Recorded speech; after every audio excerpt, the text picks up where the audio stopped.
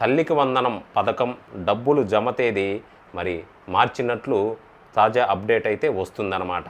ఆంధ్రప్రదేశ్ ప్రభుత్వం అదేవిధంగా ప్రభుత్వ పాఠశాలలకు ఇంటర్ కళాశాలకు వెళ్ళే విద్యార్థులకు అమలు చేస్తున్న తల్లికి వందనం పథకం ఈ డబ్బుల్ని ఈ ఏడాది కూడా విద్యా సంవత్సరం ప్రారంభంలో జమ చేయాల్సి ఉంది.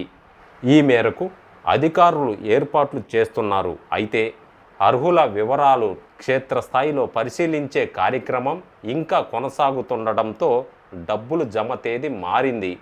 దీని వెనుక ఉన్న మరి అసలైన కారణాలేంటో మరి ఈ వీడియోలో చూద్దాం. అయితే ఈసారి వేసవి సెలవుల తర్వాత కొత్త విద్యా సంవత్సరం జూన్ 12న మరి ప్రారంభం కాబోతుంది.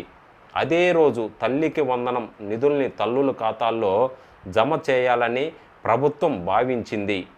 అయితే స్కూళ్ళ నుంచి సేకరించిన విద్యార్థుల డేటాను క్షేత్రస్థాయిలో పరిశీలన కోసం సచివాలయాలకు మరి పంపారన్నమాట. ఎక్కడ అనర్హులకు చోటివ్వకుండా అర్హులకే ఈ నిధులు అందేలా చూడటానికి ప్రభుత్వం క్షేత్రస్థాయిలో నిశిత పరిశీలన చేస్తుంది. ఇందుకోసం కఠిన మార్గదర్శకాలను కూడా ఇచ్చింది. దీంతో ఈ మార్గదర్శకాల ప్రకారం క్షేత్రస్థాయిలో పరిశీలన కొనసాగుతుందన్నమాట.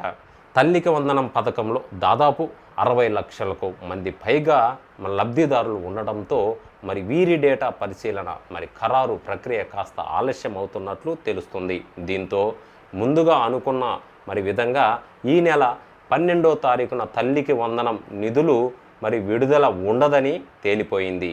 ఇప్పుడు తాజాగా మరి జూన్ 19వ తారీఖున తల్లికి వందనం నిధుల్ని జమ చేయాలని ప్రభుత్వం భావిస్తుంది.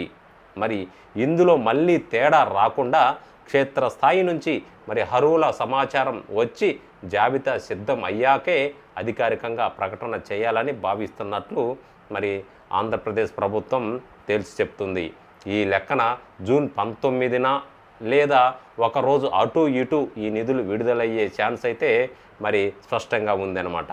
సో మరి ఇంకా ఏదైనా అప్డేట్స్ కోసం మరి చూస్తూనే ఉండండి వాహిని మీడియా యూట్యూబ్ ఛానల్ని.